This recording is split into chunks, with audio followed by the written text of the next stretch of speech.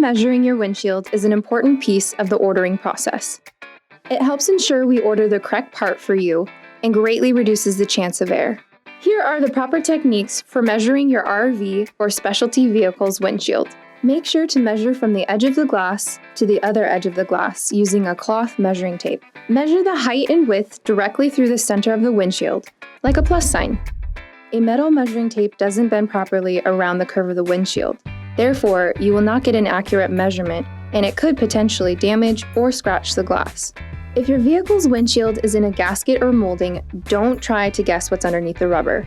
Only measure the visible or exposed glass. When providing the measurement, make sure you specify that it is the exposed glass measurement only. It can also be referred to as the daylight measurement. We hope you find these tips helpful because properly measuring your windshield will reduce hassles and help the process go smoothly. Our team at RV Glass Solutions is dedicated to giving you the best experience and best product in the industry. For questions or inquiries, call us at 888-777-6778 or visit us on our website at www.rvglassexperts.com.